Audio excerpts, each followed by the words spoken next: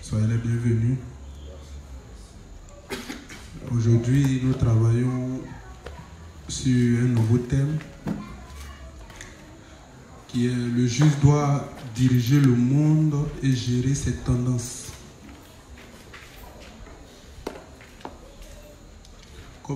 Comme vous le savez, le révérend, il a écrit plusieurs livres. Et dans ces livres, la plupart de ces livres traitent sur la nouvelle naissance. Mais en dehors de la nouvelle naissance, il y a des thèmes annexes.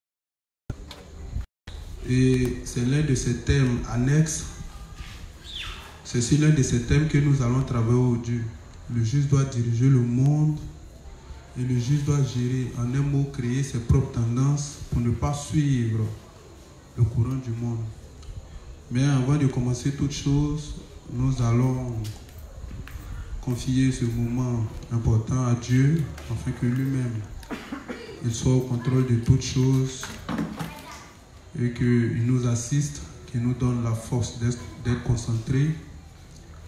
Pour ceux qui ne sont pas encore arrivés, qui leur rappellent qu'aujourd'hui il y a enseignement, afin qu'ils puissent venir, qu'ils pressent le pas et qu'ils nous donnent l'intelligence de pouvoir comprendre chaque chose qui se fait ici, chaque thème qui est traité ici. Donc ensemble on prie le Seigneur et on confie ce moment à Dieu.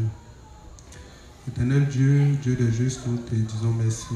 Merci pour la force que tu nous donnes de venir toi et de nous rassembler, prendre encore de toi.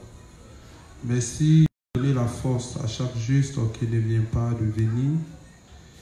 Merci aussi, Seigneur, de nous donner la force d'être concentrés et surtout d'être attentifs à tout ce qui se passe. Merci aussi d'ouvrir notre intelligence.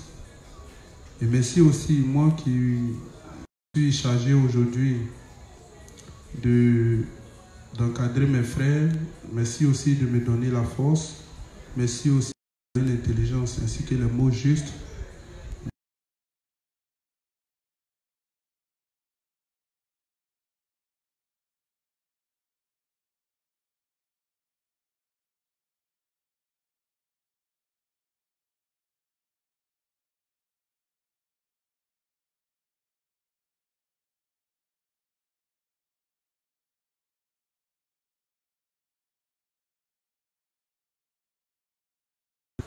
Un Jean 5 à partir du verset 19, il est dit que nous savons que nous sommes et que le monde entier est sous la puissance du malin. La Bible dit que ce monde dans lequel nous vivons est contrôlé par Satan.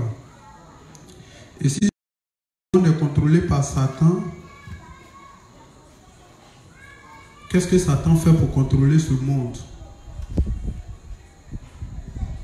Nous voyons que quand nous lisons la Bible, si une chose n'est pas faite au profit de Dieu, sûrement cela est fait dans notre propre intérêt. Et la Bible dit que celui qui aime sa vie, il la perdra. Mais celui qui vit sa vie pour le Seigneur, s'il perd sa vie, il retrouvera une nouvelle vie. Tout pas que nous posons sur cette terre, si ce n'est pas pour honorer, si ça ne vise pas à honorer Dieu, alors ça vise à honorer notre chair ou cela vise à honorer Satan. Donc la Bible dit que le juste doit diriger le monde. Mais avec quoi devons-nous diriger le monde? Le texte de Jean nous dit aussi que nous les justes, nous devons avoir une foi qui triomphe du monde. Et l'apôtre Jean nous explique quelle est la foi qui doit triompher du monde. L'apôtre Jean nous dit que c'est la foi qui a été bâtie sur l'évangile de l'eau et de l'esprit. C'est pourquoi on dit, quand tu as cet évangile, l'Esprit atteste que tu es dans la vérité. Et c'est avec cette foi, cette croyance en l'évangile d'eau et d'esprit que la Bible nous demande de gagner les âmes, de gagner notre frère, de gagner nos parents au travers de cet évangile. Parce qu'une chose est sûre, si nous ne sommes pas en train de prêcher l'évangile pour gagner les âmes, nous sommes en train de laisser la liberté à Satan, ou nous sommes en train de laisser le péché prospérer. Parce que la Bible dit que c'est quand les justes se multiplient sur le territoire que le peuple est dans la joie. Pourquoi? Parce que en prêchant l'évangile, c'est le moyen par lequel on arrive à repousser les œuvres des ténèbres.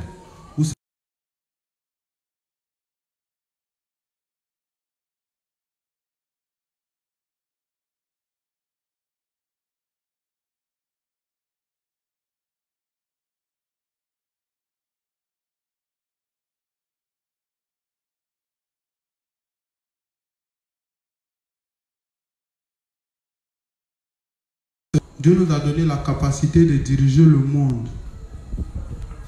Et donc diriger le monde, c'est dans un premier temps prêcher l'évangile. Si nous prêchons l'évangile, la force de Satan est réduite.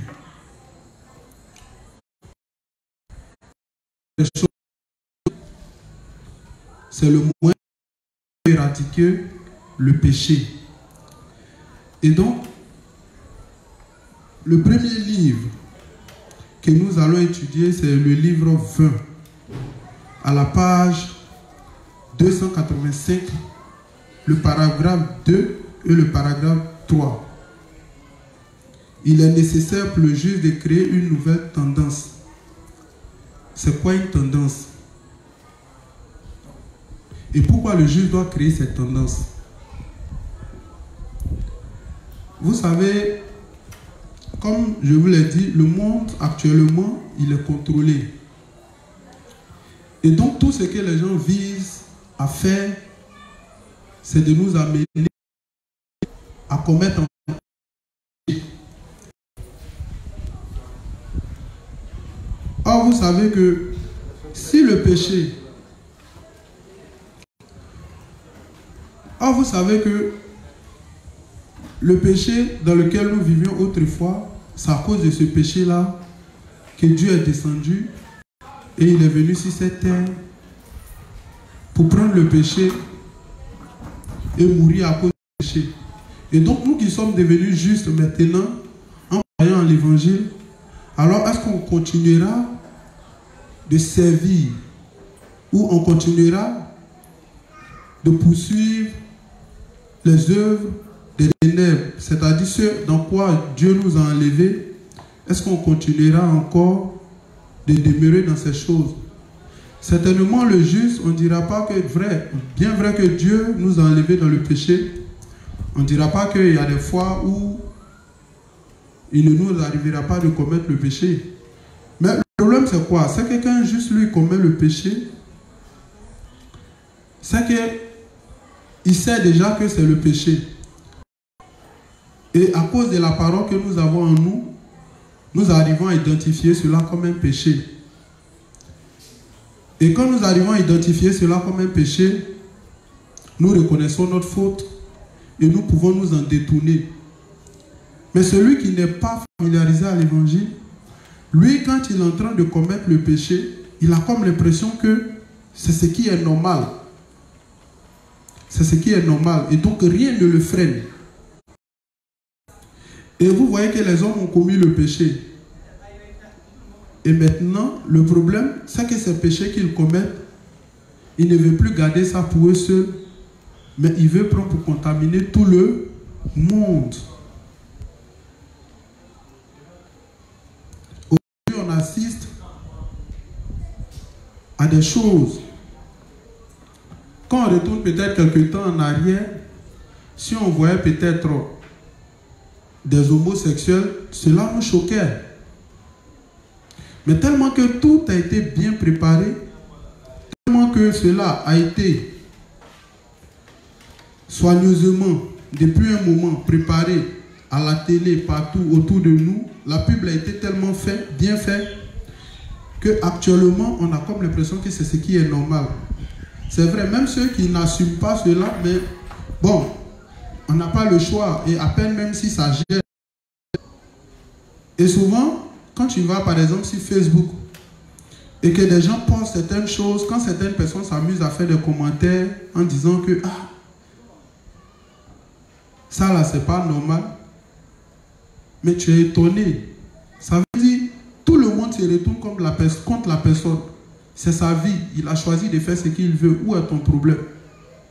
Ça veut dire plutôt que de rejeter, ceux qui ne rejettent pas, ils s'en foutent. S'ils ont choisi, c'est leur vie. Et acceptent. Mais nous les justes, est-ce qu'on va dire, est-ce qu'on va penser la même chose comme ces personnes? Non. Dieu a donné des lois.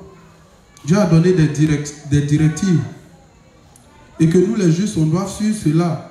Parce que il y a des lois naturelles que Dieu a mis. Quand vous partez dans Deutéronome, Dieu dit tu ne coucheras pas avec un homme comme de la manière on couche avec une femme. Mais si aujourd'hui, ces choses ne gênent plus personne, et que c'est devenu, même les gens arrivent à, ça devient comme un effet de mode. Ça veut dire maintenant, quand vous partez au marché, regardez bien nos jeunes sœurs. C'est-à-dire les filles sont là, elles tressent. Et puis il y a des garçons qui sont à côté qui tressent. Mais plutôt que d'aller se faire tresser chez les femmes, elles se sentent plus à l'aise chez les hommes qui sont efféminés et qui font le même métier. Mais le problème, ce n'est pas que seulement ils sont efféminés. Mais le problème, c'est qu'ils sont homo et ils assument cela. Et nos soeurs, nos frères, ça ne les choque plus. Ou ça ne choque plus personne. Et puis, elles aiment la compagnie de ces personnes. Mais à force de s'attacher à ces personnes, si on ne cherche pas à les reprendre, et qu'on s'attache, et qu'on assume, et que, comment on appelle ça, on conçoit cela, ça leur donne plus le courage de persister dans ces choses. Et il y a plein d'autres aspects comme ça. Donc, le révérend ne parle, dans ses livres, il fait mention de ces choses. Dans ses livres, il y a, en dehors de l'évangile, il y a beaucoup de thèmes qu'il touche. Il y a beaucoup de choses qu'il dit. Et donc, comme pour certains frères, ils n'ont pas vu ces choses en lisant, quand on parle de ça, ils trouvent que peut-être, certainement, c'est le fruit de notre pensée, ou bien c'est nous-mêmes. Non. Le révérend ne parle pas seulement que de l'évangile. Mais le révérend parle aussi de la mode. Le révérend parle des illuminés. Le révérend parle de la science. Le révérend parle de toutes ces choses.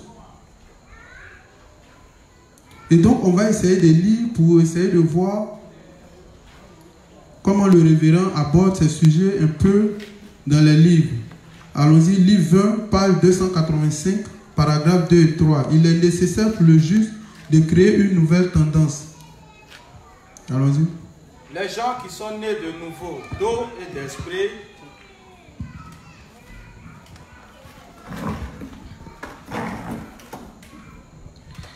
les gens qui sont nés de nouveau, d'eau et d'esprit, ne doivent pas suivre les modes de ce monde. Dieu est que ceux qui sont nés de nouveau soient balayés des cultures du monde. Le juste doit créer une nouvelle tendance plutôt que de suivre l'évolution du monde.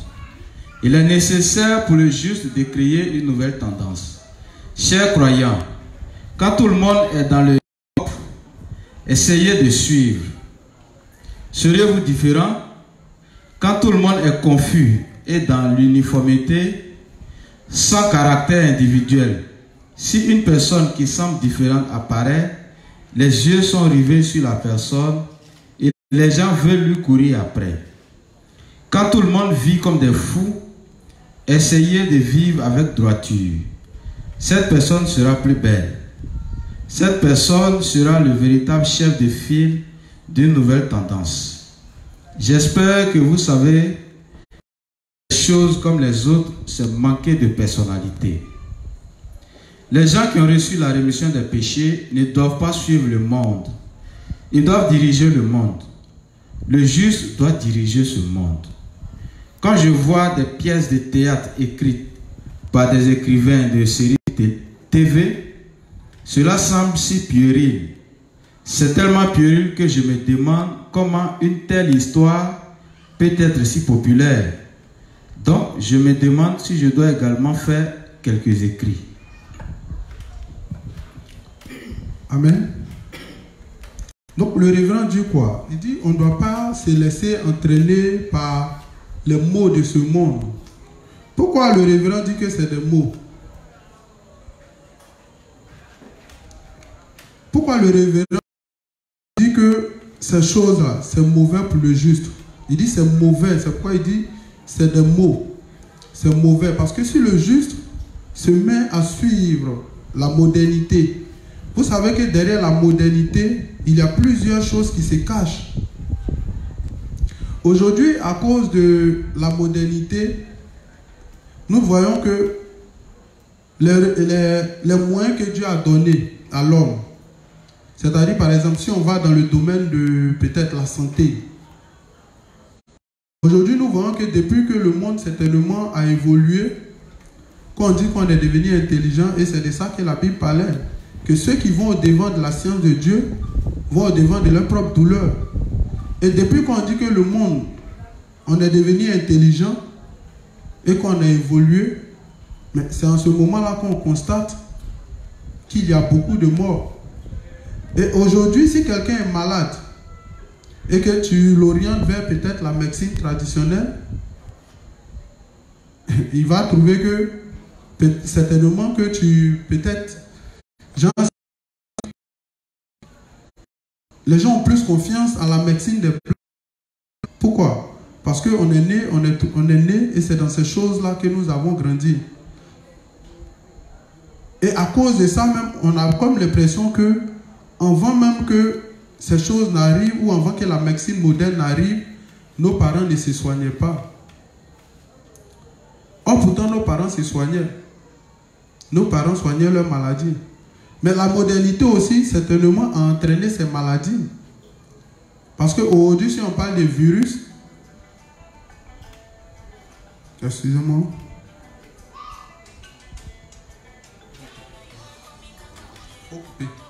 Aujourd'hui, par exemple, si on parle de virus, vous savez que des virus, c'est des choses qui sont certainement préparées au laboratoire. Et c'est des choses qui sont certainement inconnues par nos parents. Parce que dans chaque monde, au village, par exemple, les maladies qu'on rencontrait ici, ce n'est pas parce que peut-être la modernité maintenant est en train d'aller au village. Vous savez que les rencontrés au village n'ont rien à voir avec les maladies. C'est seulement qu'on raconte à Abidjan maintenant. Avant, tu ne pouvais pas parler de sida au village. Avant, à peine même si on voyait quelqu'un qui portait les verres au village, et même si actuellement même, dans certains endroits, peut-être qu'on le voit, mais c'est des choses, c'est rare. C'est rare. Donc, quand la modernité arrive, chacun plus ou moins essaie de se conformer à la modernité. Et du coup, on n'a plus recours à ce que Dieu dit. Or, Dieu nous a donné la Bible. La Bible ne traite pas seulement que de l'évangile d'eau et d'esprit. La Bible traite de plein de choses. La Bible traite de comment on doit se nourrir. Au départ, dans le jardin, Dieu a fait pousser les plantes. Et la nourriture, elle provient du sol. La nourriture provient du sol. Et lorsque on mangeait cette nourriture-là, on avait la santé. On avait la santé. Regardez par exemple quand, dans les années 1700 et 1776, quand la conspiration des Illuminati a a débuté. Quand ils ont lancé, vous savez que tout est étroitement lié. Je vous explique. Quand ils comment on appelle ça, la conspiration des Illuminati, précisément en 1776 par Adam Weishaupt, la première chose qu'il fallait pour asseoir le projet, c'était le territoire. Et le territoire, pour pouvoir, comment on appelle ça, asseoir le projet, d'abord il fallait un territoire. Donc, par la suite, quand vous allez regarder, ils ont lancé les grandes découvertes. Parce qu'on découvre la terre des États-Unis. Quand ils ont découvert la terre des États-Unis, personnellement, je ne sais pas qu'est-ce qui leur a marqué sur ce territoire. Mais ils ont jugé bon d'utiliser ça comme une plateforme pour pouvoir lancer leur projet. Mais quand ils ont découvert la terre, si vous regardez par la suite, si vous regardez par la suite, ils avaient besoin de main-d'œuvre pour construire cette terre-là, afin de pouvoir asseoir tous leurs projets. Mais quand ils ont regardé, ils ont commencé à étudier certainement les peuples qui existaient et ils ont vu que le peuple noir était beaucoup existant. Et c'est comme ça qu'on voit après qu'ils vont lancer de ça, ils vont lancer ce qu'on appelle la colonisation. Quand ils ont lancé la colonisation, ils sont venus en Afrique. Et quand ils sont venus en Afrique, ils ont vu que nos parents aussi étaient vraiment assis. Parce que nos parents avaient les traditions, ils avaient les façons de faire. Ils avaient les cultures. Donc ils ont vu que nos parents étaient vraiment assis. Et plus tard, ils sont revenus avec une ruse. C'est-à-dire, ils sont revenus avec les missionnaires. Et les missionnaires ont envoyé ce qu'on appelle le christianisme. Et nos parents ont commencé à se détourner de leur tradition. Et c'est comme ça qu'ils ont commencé à utiliser les moyens forts et ils ont pu, comment on appelle ça, ils ont pu prendre nos parents. Et quand ils ont pris nos parents pour les envoyer sur la terre des États-Unis, si vous regardez bien les vieux films, vous allez voir que les Noirs, beaucoup, quand on les prenait, c'était pour aller pour, comment on appelle ça, pour les travails forcés. C'était pour les travails forcés. La voix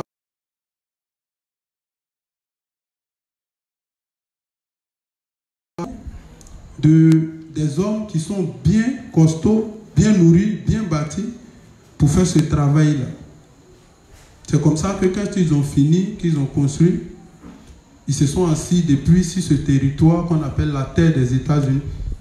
Au départ, quand vous regardez bien, quand vous regardez le peuple qui était aux États-Unis, qui habitait sur la terre des États-Unis, vous allez voir que c'est pas des, comment on appelle ça, des Noirs. Actuellement, quand qui dit États-Unis, dit les Noirs. Ou du moins, comment on appelle ça, quelques Blancs. Mais à la vérité, la terre des États-Unis n'était pas habitée par ce peuple-là. La terre des États-Unis, même quand il lit bien, c'était habité par les Indiens ou les Amérindiens et autres. C'est eux qui occupaient la terre des États-Unis. C'est ce peuple-là qui était assis sur ce territoire. Mais puisque eux, ils avaient la force, ils sont venus avec les armes à feu et autres, ils ont commencé à exterminer ce peuple-là. C'est là qu'ils nous ont montré dans les films qu'ils étaient sauvages. Les Indiens étaient sauvages, donc du coup, quand ils viennent avec les armes à feu, les Indiens viennent avec, comment on appelle ça, les flèches, les haches et autres.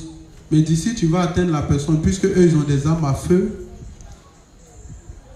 Certainement, cette guerre n'a pas duré longtemps. Et ils ont montré que les Indiens étaient sauvages. Et ils ont exterminé ce peuple-là.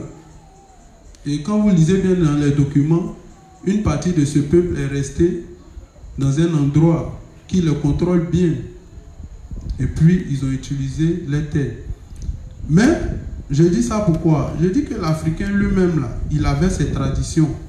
L'Africain lui-même, là, il avait sa manière de faire. Les Africains, avant que la modernité n'arrive ici, les Africains se nourrissait beaucoup des choses naturelles. Et c'est ce qui faisait que l'Africain était un homme solide et costaud. Et l'Africain avait de la force. Mais aujourd'hui, si vous voyez bien, nos nourritures qui nous donnaient cette force est en train d'être transformée. À cause de quoi? À cause de la modernité. Aujourd'hui, si vous voyez bien, ils sont en train de faire la pub de certaines nouvelles nourritures. Quand vous partez, ceux qui ont un peu de moyens, aujourd'hui, les nourritures qu'ils mangent, c'est plus les nourritures qui sont faites à la maison. Aujourd'hui, si les hommes ne durent plus, ou si peut-être, quand vous entendez, ah, tel jeune travaille, et puis par la suite, tu vois qu'il n'a pas duré, il meurt. Enfin, au moins, les personnes allaient au marché avec les moyens de bord, elles payaient des choses plus ou moins qui étaient sur le marché, tels que des poissons et autres, tout et tout. Et peut-être des aubergines, elles venaient, l'écraser et on mangeait.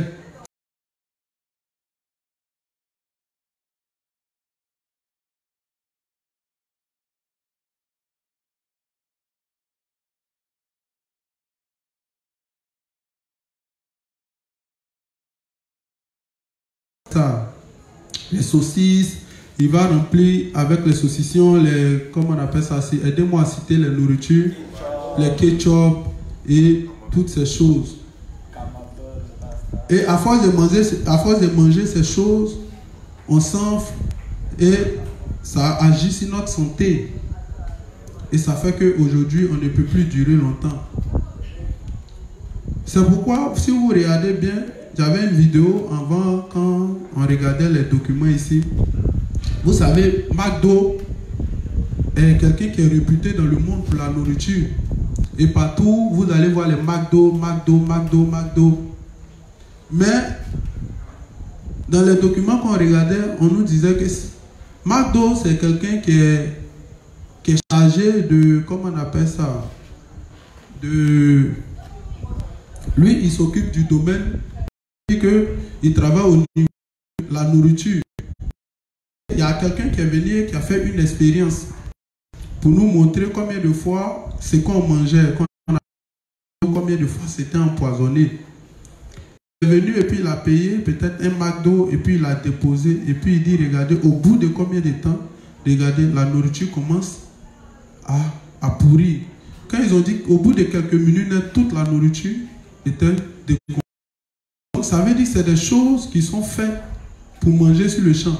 Mais en même temps que tu manges sur le champ aussi, c'est comme ça que dans ton ventre, ça pourrit. Et quand ça pourrit, forcément, puisque c'est des nourritures qui ne sont pas naturelles, c'est des nourritures qui sont un peu industrielles, il y a des effets secondaires, il y a des choses que ça crée. Et aujourd'hui, maintenant même en Côte d'Ivoire, c'est plus McDo, c'est devenu KFC. Ils sont en train de répandre ça partout. Et souvent quand tu regardes, comment on appelle ça, aujourd'hui j'ai regardé une vidéo et puis c'était comme quelqu'un chantait et puis ils ont mis l'affiche de KFC derrière. Ça veut dire qu'on faisait en même temps la pub. Mais ici c'est des choses qu'ils ne mangent pas trop. Mais quand tu t'en vas peut-être derrière l'eau là-bas, on dit Makori et Bietri, d'autres là. C'est des choses qui sont, c'est-à-dire c'est ce qui est fréquent, c'est ce que les gens mangent. Chaque soir, c'est ce que les gens ils sont bons, c'est ce qu'ils consomment. Et toi qui ne vas pas manger ces choses, on va trouver que tu es villageois. Tu es villageois, tu n'es pas à la mode. Mais le problème, c'est que dans notre ignorance, on ne sait pas à quoi ça va nous conduire. Toute cette nourriture qui n'est pas naturelle. On ne sait pas à quoi ça va nous conduire. Et aujourd'hui, on a plein de maladies liées à notre nourriture qui n'est pas saine. À notre nourriture qui n'est pas saine. Aujourd'hui, regardez par exemple la génération qui est en train de venir. La plupart, quand on prépare à la maison, ils n'aiment pas. Ils n'aiment pas les nourritures qui sont faites à la maison. Et ils veulent manger soit pizza, soit shawarma, soit ces choses-là. C'est ce qu'ils ont envie de manger. Et vous voyez partout, ils sont en train de construire maintenant ce qu'on appelle les fast-food. Les fast-food. Même dans les quartiers les plus précaires, dans les quartiers les plus reculés, ils sont en train de faire ce qu'on appelle les fast-food. Mais imaginez-vous, quand tous ces fast-food-là seront créés à tous les endroits, et ces choses, ce n'était pas la nourriture des Africains en fait. L'Africain ne se nourrissait pas de ces choses auparavant. Il ne se nourrissait pas de ces choses auparavant. L'Africain a ses nourritures. On mange l'igname, on mange notre banane plantée et autres et tout. Mais aujourd'hui, voici la nourriture qui est maintenant servie à l'Africain. Mais pendant que nous sommes en train de manger toute cette nourriture, est-ce que nous avons conscience du danger que cela peut avoir sur notre santé? On n'a pas conscience. On n'a pas conscience. Certainement même, il me dit, quand tous ces coins de fast-food seront créés partout, à tous les points de rue, s'ils ne vont pas y mettre une politique en place pour détruire notre marché. Ça, c'est la question que je me pose. Parce qu'actuellement, même là, tous les endroits qui servaient de marché, on trouve ces endroits-là, c'est pas prévu pour que ça soit un marché. Voilà, donc du coup, on va enlever le marché. Mais à la longue, est-ce que ces marchés continueront d'exister? Ça, c'est la question que je me pose. Quand tous ces points de fast-food et autres seront, comme on appelle ça, à tous les coins de rue. Donc, pendant que c'est des nourritures qui sont en train d'être servies, pendant que c'est les choses sur lesquelles ils sont en train d'attirer notre attention, pendant que c'est des nourritures qu'on fait, et c'est des nourritures qui sont, ils sont en train de chaque jour faire la publicité de ces nourritures, du coup, si c'est ce qui t'environne, si c'est ce qui est au quotidien, devant toi, c'est ce que tu finiras par consommer. C'est ce que tu finiras par consommer. Il y a un temps, ils avaient fait un documentaire aux États-Unis où les Américains se plaignaient de la nourriture qu'ils avaient. Parce qu'ils disaient quoi? Ils disaient que la nourriture qu'ils mangeaient, les vitamines, étaient en excès, puisque c'était industriel. Et donc les vitamines n'étaient pas contrôlées au fait. Les vitamines n'étaient pas contrôlées. Et donc, si les vitamines ne sont pas contrôlées, quand les gens mangeaient, effectivement, les enfants se développaient vite. Ils se développaient très vite. Mais quand ils se développent vite, le résultat, c'est que tu vas vite mourir. Parce que c'est comme si ta croissance n'était pas normale. Quelqu'un qui, peut-être, à 12 ans, il a la taille de, peut-être, qui le batteur Mike ou bien Jake. Mais imagine quand il aura 25 ans, il aura 26 ans. Et c'est ce qu'on est en train de constater ici sans le savoir. Ah, l'enfant là, il grandit vite, l'enfant là, il évolue vite. Et aujourd'hui, de la manière on dit, ah, l'enfant il évolue vite ou il grandit vite. Vraiment, c'est comme ça que l'enfant, au bout d'un certain temps, comme sa croissance n'est pas normale, il ne pourra pas atteindre le niveau qu'il doit atteindre pour vivre. Et donc les Américains se plaignaient de leur nourriture. Donc ils avaient dit qu'ils allaient essayer de revoir leur nourriture. Parce que il y avait beaucoup de conséquences. Et cette nourriture qu'eux-mêmes ils disent qu'ils allaient essayer de revoir. Parce que voici, les vitamines sont en excès. Et voici que les choses ne sont pas contrôlées. Et que ça rend les gens obèses. Ou ça, comment on appelle ça? Ça les fait grandir rapidement. Et au bout d'un certain temps, non seulement il n'y a pas le fait que ça les fasse grandir rapidement, mais il y avait aussi les maladies que ça entraînait. Donc du coup, ils ont décidé de mettre fin à ça. Et c'est cette nourriture-là que nous, désormais, on est en train de manger maintenant. Il y a un gars, lui, il a mangé quand il est devenu gros, obèse. Il est devenu tellement... Et ils ont décidé de... Quand ils ont décidé de l'aider, ils ont opéré, ils ont fait ce qu'on appelle la liposuction, ils ont enlevé, comment on appelle ça, la graisse et autres et tout. Quand il a fini, à la fin, il dit que non, il y a près de milliers de, comment on appelle ça, de fast-food gens en Europe et gens aux États-Unis ici. Mais il dit parmi toutes ces nourritures, rien n'est bon. Voici ce qu'il a dit dans sa conclusion. Et il a dit ça de façon rapide. Il dit parmi toutes ces nourritures, rien n'est bon. Mais de la manière on fabrique les poulets, et puis on se plaint que poulet de 21 jours, poulet de combien de jours, au bout de combien de mois, il grandit, et puis on commence à manger. Et c'est la même chose, c'est comme ça que nous aussi, nous sommes en train de devenir. Et il y a un phénomène même qui est étrange encore, c'est que quoi? Aujourd'hui, la plupart des mamans ont du mal à allaiter les enfants.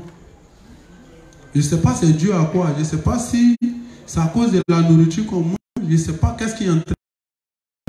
Mais pourtant, avant au village, les femmes faisaient beaucoup d'enfants. Et puis, elles manquaient pas. Et même quand cela arrivait, il y avait des moyens pour, comment on appelle ça, pour que ces mères-là, elles puissent avoir du lait et pour les enfants.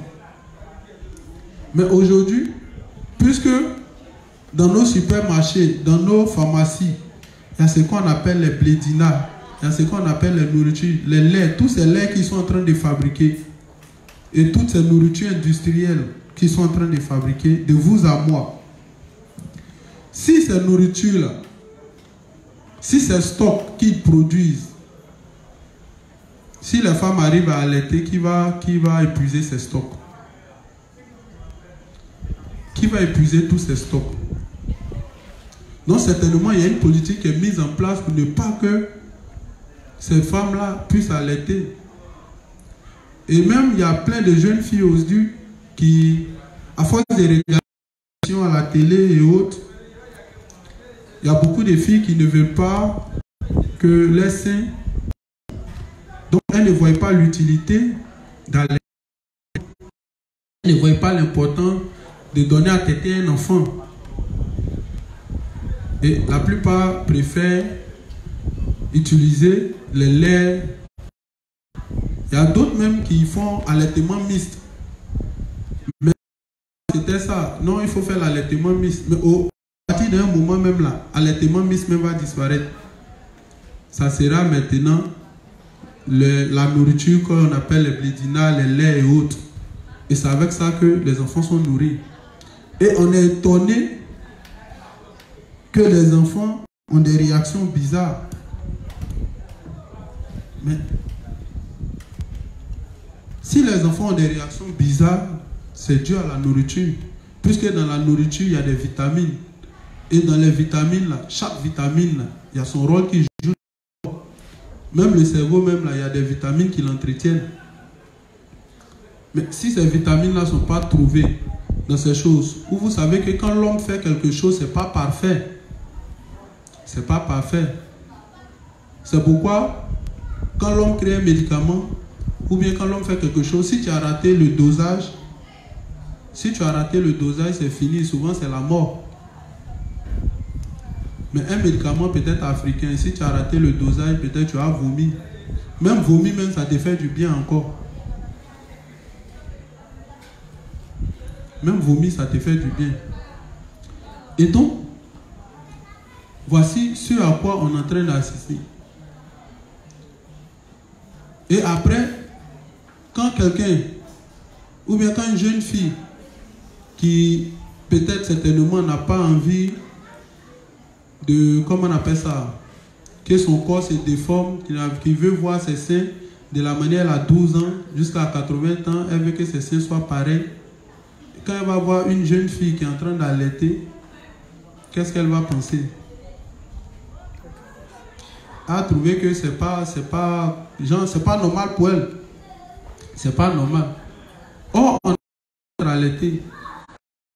On n'est pas les enfants allaités, qu'on a on a une intelligence qui est un peu artificielle.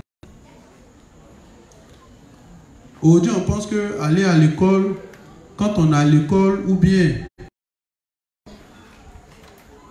ce qu'on fait à l'école, c'est ce qu'on appelle l'intelligence. Mais ça n'a rien à voir. Vous voyez que quand quelqu'un quitte l'école, au départ, l'école, c'était, comment on appelle ça? Derrière l'école, ils nous ont dit que il y a du travail. Si nous finissons nos études, il y a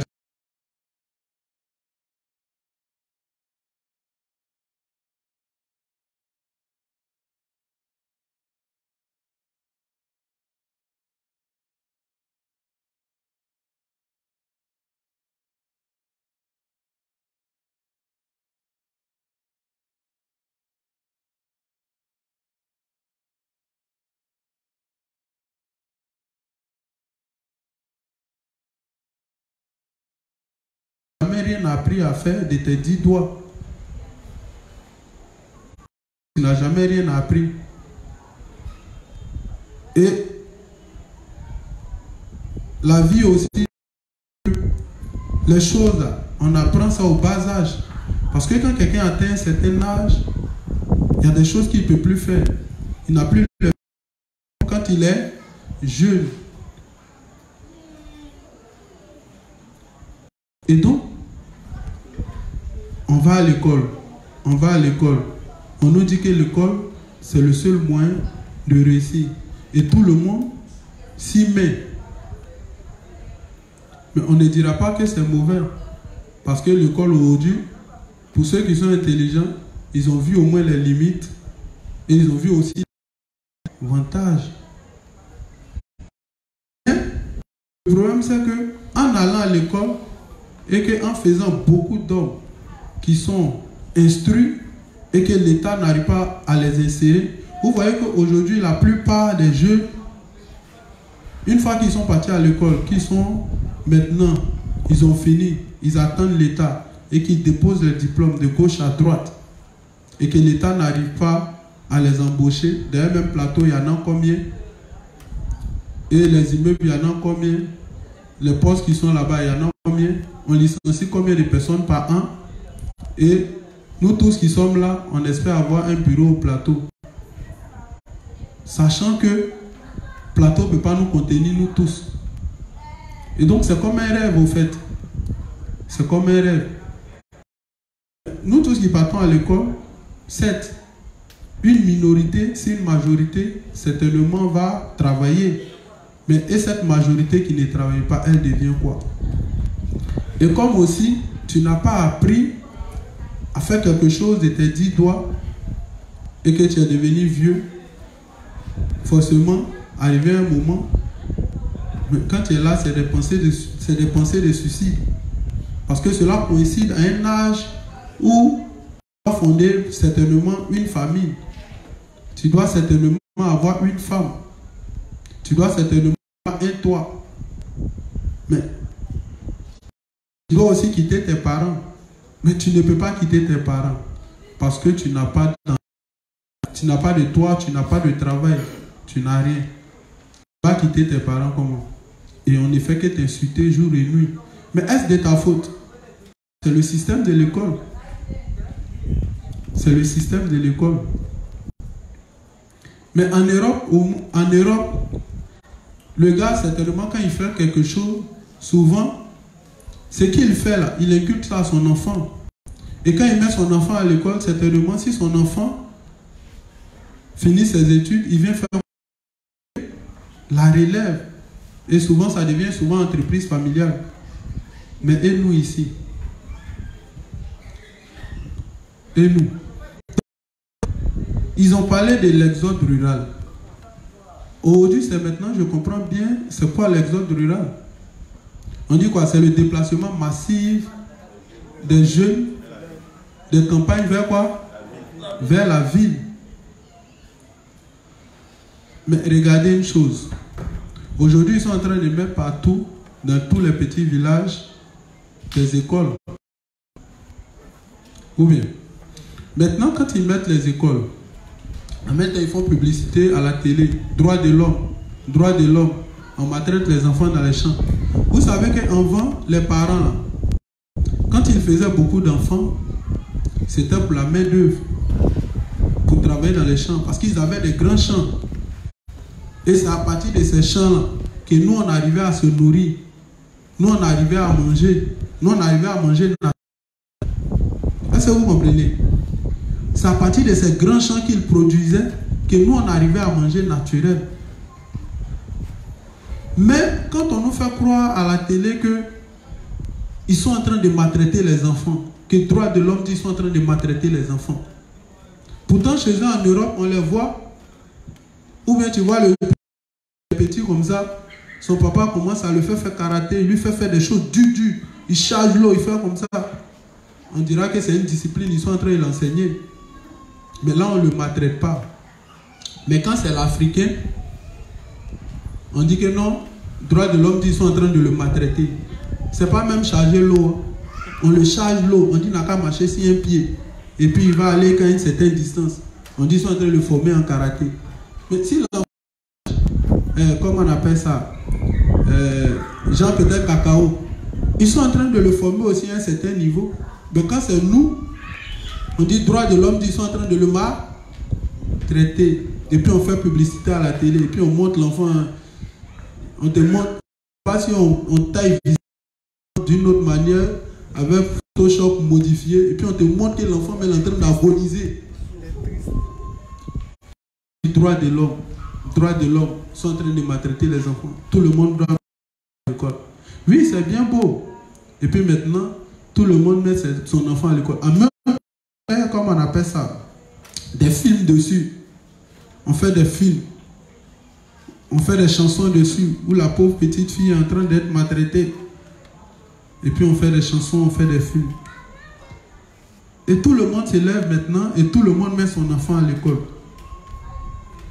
Maintenant, quand on met l'enfant à l'école, ce qui est mauvais, c'est que dans chaque ville, ils savent que l'école commence ton parcours scolaire de ton CP quand certainement en classe de CM2, quand tu vas passer le CP, tu dois aller au collège.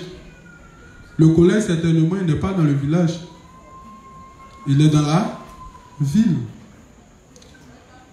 Et la ville et le village, c'est éloigné. Et l'enfant, quand il va finir tout ça, on dit il doit finir quoi? Il doit aller maintenant à l'université. C'est pas ça. De vous à moi, dans le Grand Côte d'Ivoire, l'université, là, il y a combien? 5 physiques et puis... Maintenant, les grandes écoles, là, quand vous partez à l'intérieur, là, vous voyez combien de grandes écoles? De la manière ils ont, comment on appelle ça? Ils ont tout rassemblé à Abidjan. Dans les autres villes, là, vous voyez combien de grandes écoles? Quelqu'un qui a arrêté son école en terminale, c'est comme s'il n'a pratiquement rien fait. Or, on te dit que tu es dans une société où tu ne dois pas être... Et tout le monde vise loin. Et maintenant, quand l'enfant va finir son parcours scolaire jusqu'en classe de CM2, il a oublié de se retrouver de la ville. De la ville, il se retrouve à Abidjan. Et à Abidjan, certainement, soit il travaille, soit il devient un vagabond. Mais, or, le savoir que les parents ils avaient au village, c'était des choses qu'ils transmettaient. Même vous savez, nettoyer au champ, c'est des choses qu'on apprend. On apprend. Sinon, si toi, tu n'as pas ça dès ton bas âge, tu ne peux pas nettoyer certainement de là à là. Tu ne peux pas. Mais quelqu'un qui, depuis petit, est dedans, il peut te nettoyer une grande parcelle. Mais, on nous dit que droit de l'homme dit d'envoyer tous ces enfants à l'école. Si tu refuses,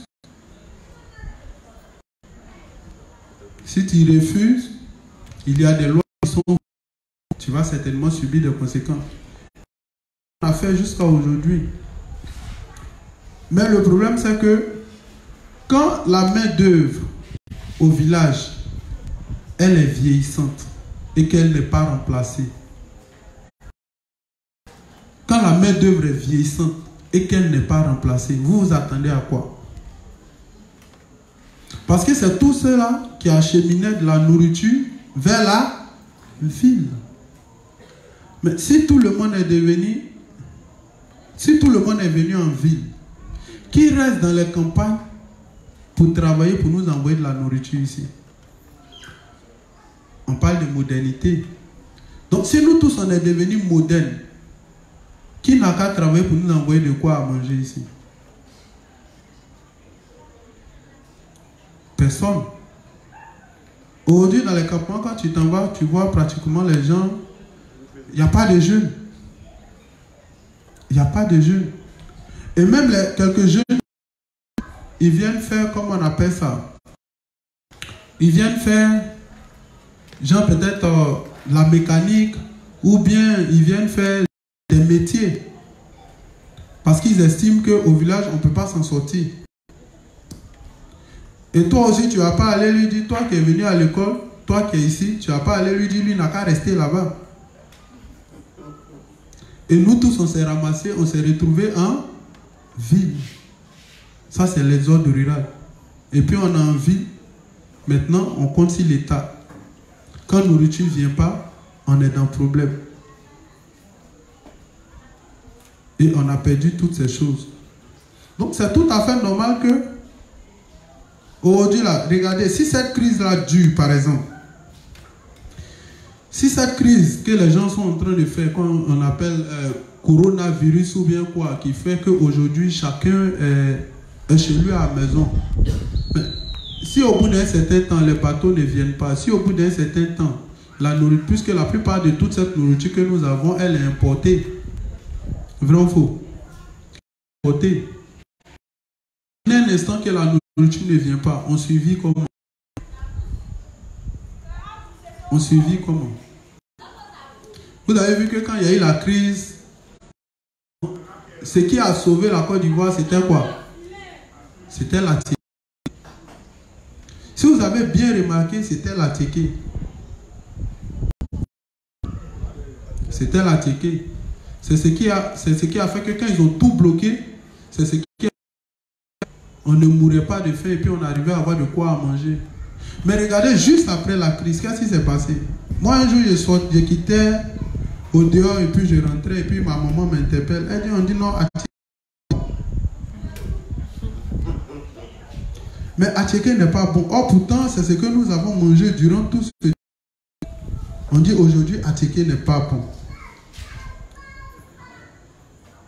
Et en même temps, dans la même période, ils ont dit qu'ils allaient augmenter. Le gouvernement est venu et ils ont augmenté la consommation du porc sur tout le territoire.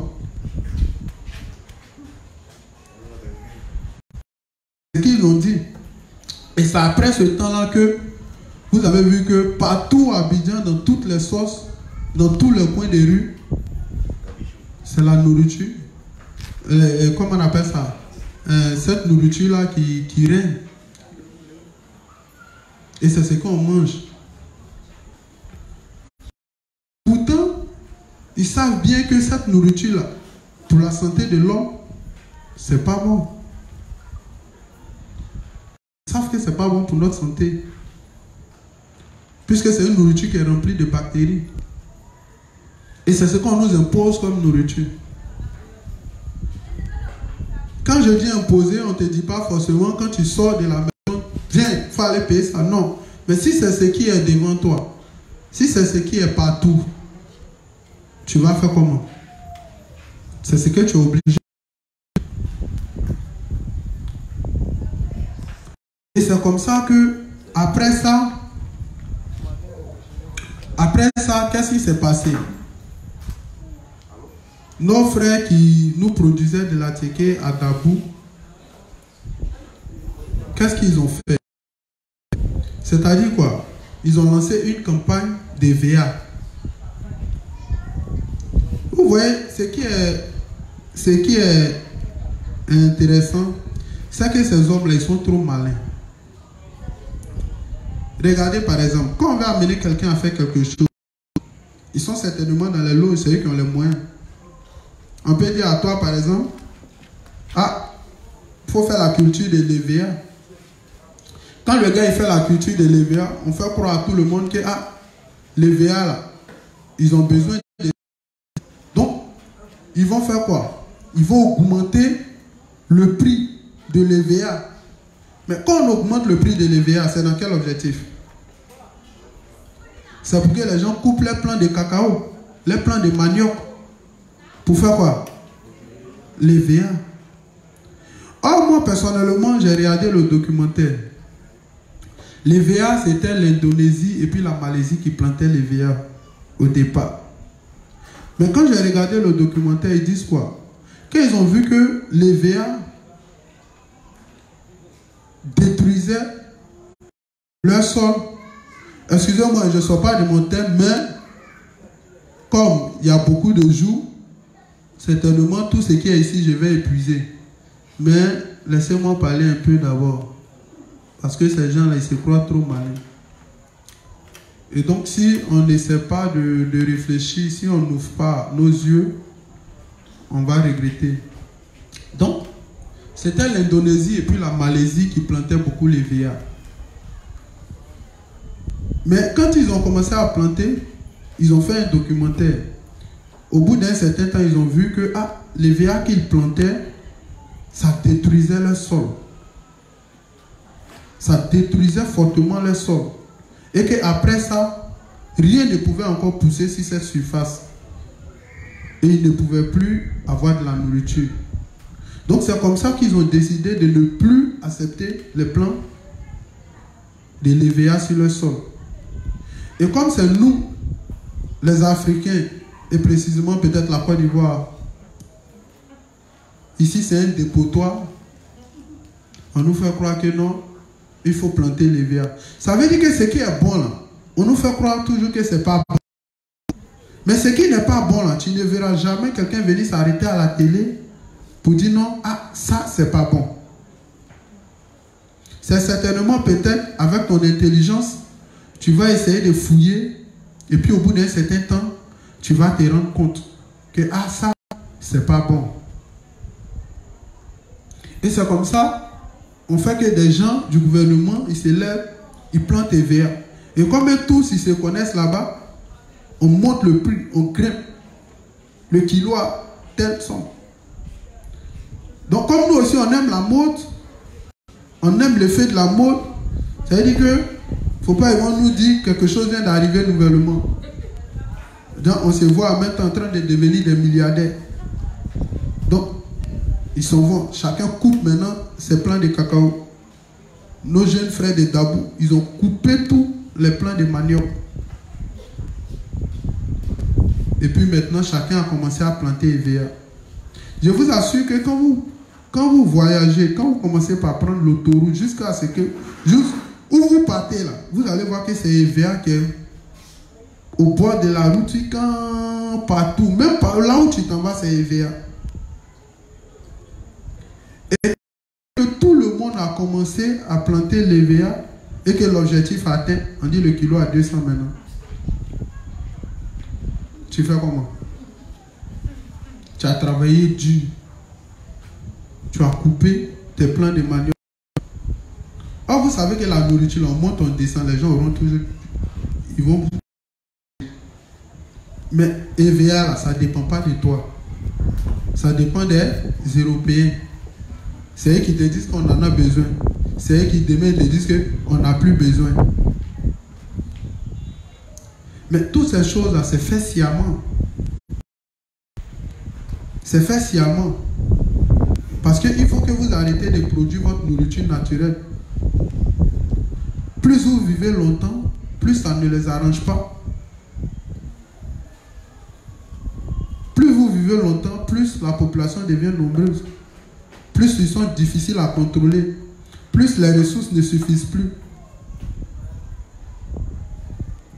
Donc il faut diminuer la population à un certain niveau. La population, chacun joue son rôle. Dans la nourriture, les gens jouent leur rôle. Dans la médecine, chacun joue son rôle. Dans les guerres, ceux qui sont chargés de ça jouent leur rôle. Et puis ainsi de suite. Donc, ils ont commencé à planter EVA par tout le territoire. Mais quand on a fini de planter et qu'ils ont fixé le prix maintenant, vous voyez que les gens ils regrettent. Quand tu vas même dans le coin, les gens là, ils ont, genre, comment on appelle ça même, quand tu veux commencer à planter l'EVA, les plantes là, c'est dans sachet. Comment on appelle ça? Les pépinières. Il y a des gens même qui sont découragés, les pépinières, c'est resté comme ça. Parce qu'ils n'ont plus besoin. Mais le problème, c'est quoi? C'est que les verres qu'ils ont plantés, qu'ils ont fait croire aux gens qu'ils en avaient besoin tant, et qu'au bout d'un certain temps, quand tout le monde a fait, ils ont diminué le prix. Mais le problème, c'est que les verres là, ça détruit le sol. Et ça détruit le sol à un certain niveau, jusqu'à ce que même, qu'est-ce que tu vas mettre dedans, mais qui va réussir? Or, vous savez que c'est la nourriture qui tient la vie. Mais je ne parle pas de cette nourriture qu'on voit. Je parle de la nourriture naturelle. Puisque en Genèse, c'était quoi? Dieu a fait pousser tout ça de... Pour que ça puisse pousser, il faut que ça soit dans la terre. Vrai ou faux? Il a fini, il a dit quoi? Adam et Ève n'ont qu'à continuer à cultiver le jardin. Mais nous, on ne cultive plus. Mais on n'est pas étonné qu'on mange. C'est-à-dire que tu ne plantes pas, mais tu manges. Mais tu manges quoi? Et on mange quoi?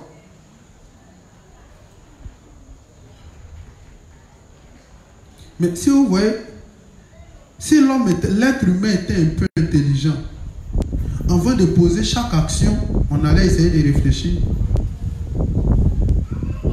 On allait essayer de réfléchir pour voir au moins. Elle dit que le monde là, le monde dans lequel nous sommes, c'est-à-dire que il y a deux camps.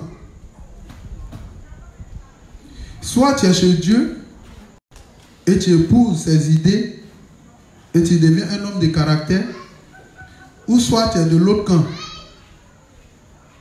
Là-bas, il y a plusieurs niveaux. Il y a les profanes au niveau 0, il y a les profanes niveau 1, et puis ainsi de suite. Il y a ce que vous, les profanes, vous ne devez pas savoir. Il y a ce que les mutants, les intelligents, les super intelligents, ils doivent savoir. Et c'est dans ces choses-là que nous sommes. Donc, du coup, si ces histoires-là continuent, au bout d'un certain temps, il n'y aura plus de nourriture. Et ce qui est bizarre, c'est que on ne va pas avoir notre erreur, on ne va pas avoir notre manque d'intelligence, mais on va commencer à mettre tout sur Dieu. On va commencer à rendre Dieu responsable de tout. On ne mange pas, on souffre, la pauvreté, la misère est en train d'envahir notre pays.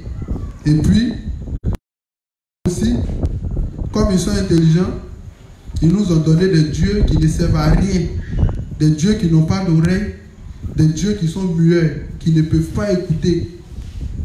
Et puis on est là, on prie, esprit de pauvreté, sort. Mais ce qui a entraîné votre pauvreté, c'est le fait que on n'a plus planté. C'est le fait qu'on n'a plus de terre pour planter la nourriture, pour manger. C'est ce qui a la pauvreté. Donc notre intelligence revient à avoir une erreur et puis demander à Dieu comment rétablir nos sols et puis planter. Non, on tient Dieu pour responsable. Sachant que le riz, là, ça sort de la terre. Mais est-ce que les Ivoiriens n'ont pas de terre? Est-ce que nous, les Ivoiriens, n'avons pas de terre? On a la terre. Donc, comprenez que toute chose est faite à dessein. Si ce n'est pas fait, si on ne fait pas ça dans l'intérêt de Dieu, c'est qu'on fait ça dans l'intérêt du diable. C'est pour cela qu'on dit, Jean est formel, il dit que toute la terre est soumise à sa temps. Parce qu'il contrôle tous les domaines.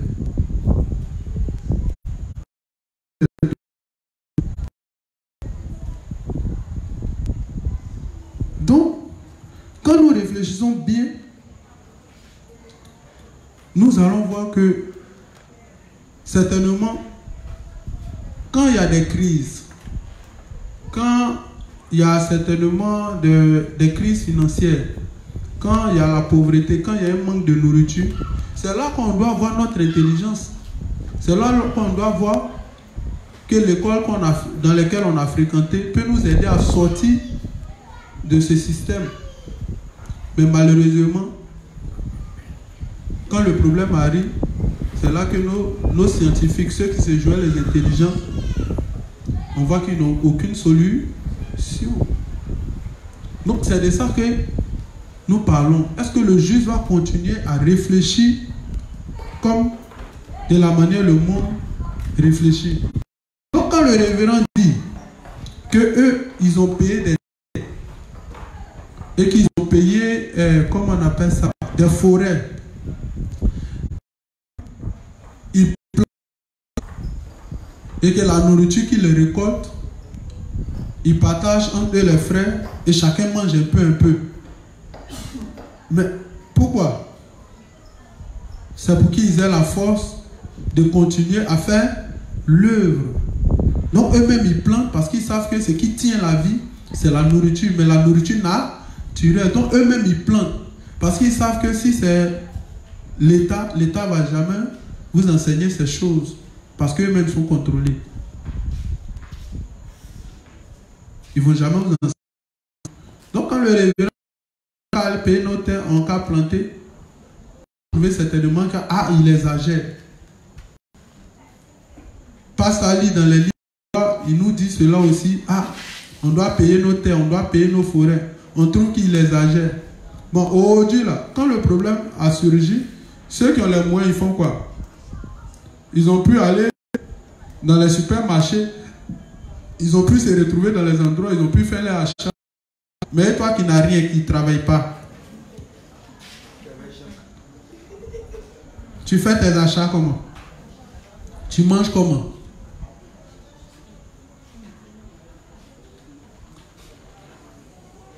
Vous voyez? Donc, le plus souvent, on tient Dieu pour responsable de tout.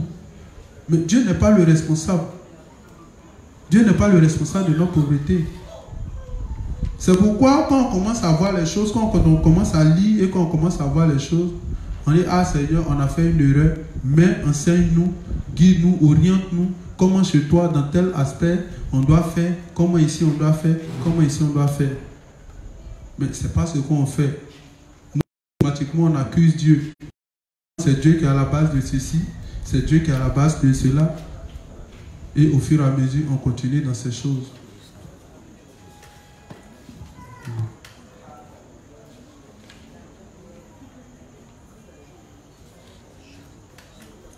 Ça va?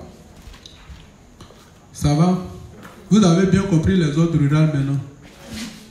Hein? Voilà, l'exode rural, là. Voici ses vrais objectifs.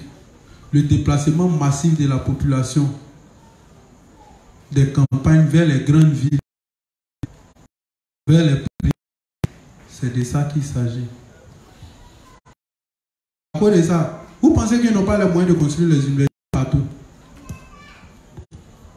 Vous pensez que les gens là, ils n'ont pas les moyens de construire les universités partout? Ils peuvent bien le faire. Ils peuvent bien le faire. C'est pourquoi dernièrement, quand en Espagne, puisque le coronavirus était en train de battre son plein, comme c'était en train de battre son plein, normalement c'est là qu'on voit depuis longtemps l'État a misé sur, comme on appelle ça, chaque pays a ses scientifiques et autres et tout. Donc quand un problème arrive, c'est une guerre. N'attends pas que ton voisin, pendant qu'il n'a pas encore fini de régler son problème, vienne t'aider. Donc, puisque c'est le domaine des scientifiques, on leur confie la tâche. Et en Espagne, il y a une femme, quand le président a eu à parler en disant non, le problème, donc il faut que les scientifiques se mettent ensemble pour réfléchir, pour voir comment on appelle ça,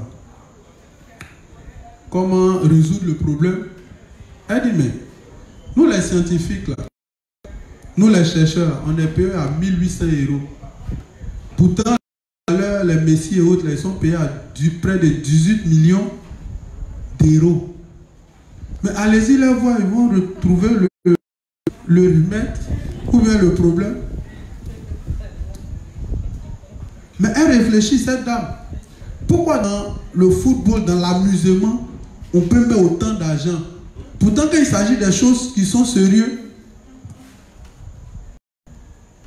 là, à peine, on trouve qu'il n'y a pas l'argent. Donc, maintenant que c'est gâté, c'est 18 millions d'euros.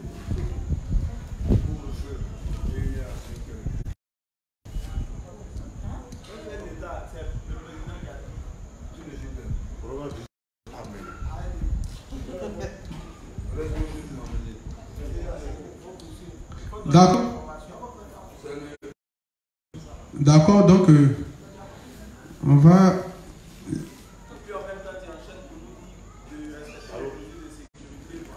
D'accord, il n'y a pas de souci. Donc vous voyez, quand il s'agit de l'amusement,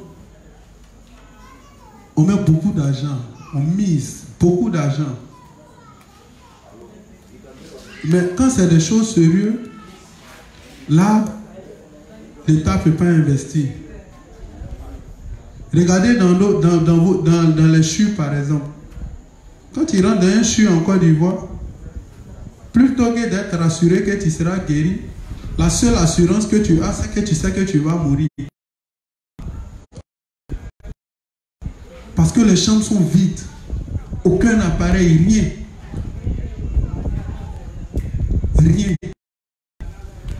Mais quand on dit à Cannes, regarde les milliards qui sont déboursés.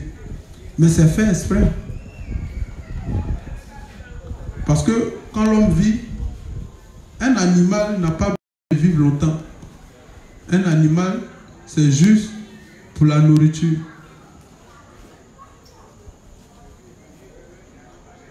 Mais l'amusement, pendant qu'on distrait, eux, ils en profitent pour atteindre leurs objectifs. Et ils sont en train comment on appelle ça, de construire leur projet. Mais si on ne vous distrait pas, que vous vous rendiez compte, le projet ne pourra pas avancer. Donc pendant que vous êtes distrait, eux, leur projet avance. Et puis dans la distraction, bon, de vous à moi, quelqu'un qui s'assoit sur Facebook, du matin jusqu'au soir. S'il a fini Facebook, peut-être il finit vers 16h. Il s'assoit devant la télé. Il finit vers 22h. Il mange, il dort. Et puis, à quel moment il va construire son avenir? Pour dire qu'il va penser à l'avenir d'un pays.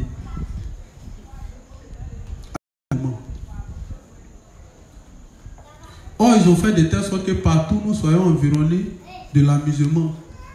Nous soyons distraits. Et pendant que nous sommes distraits, ils sont en train de construire leur projet. Et comme maintenant le projet estime qu'ils sont à la phase finale, donc ils donnent maintenant date. Horizon 2020, 2030, soit Jésus revient, ou soit le monde devient invivable. Mais depuis longtemps, le révérend parle de ça. Mais s'il dit ça, ils vont jusqu'à donner date. C'est pourquoi? C'est parce qu'ils estiment qu'ils sont prêts maintenant. Ou bien, c'est parce qu'ils estiment qu'ils sont prêts maintenant qu'ils disent ça. Parce que le révérend en a parlé. Et dans plein de documents, ils ont parlé.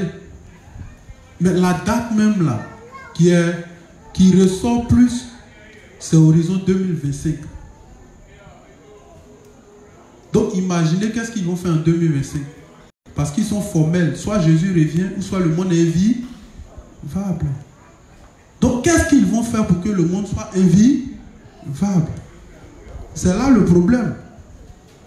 Et à peine on rentre en 2020, il y a échantillon. Mais regarde, ça fait peur. Il y a un échantillon a paralysé tout le monde entier. Donc imaginez toutes les grandes lois qui seront prises Imaginez les lois sur la pédératie, la pédophilie.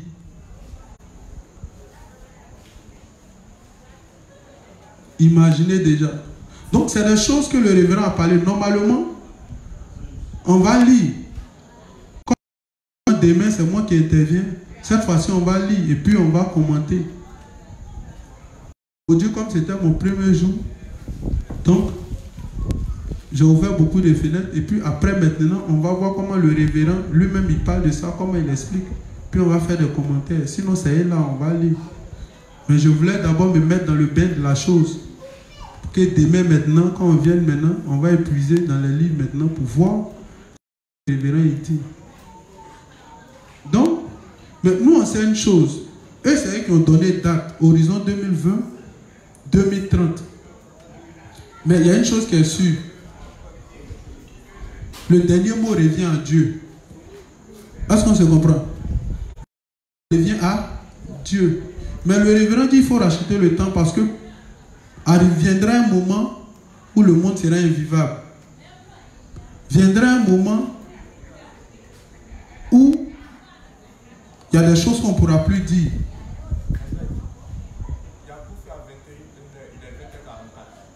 Donc, on va arrêter parce que ce monde-là, comme je vous l'ai dit au début, c'est pas nous qui contrôlons. Dieu lui-même dit c'est Satan qui contrôle le monde. Voilà, donc, pour que chacun puisse bien rentrer, il ne faudrait pas qu'on dise qu'on est venu aux enseignements et puis voici ce qui s'est passé.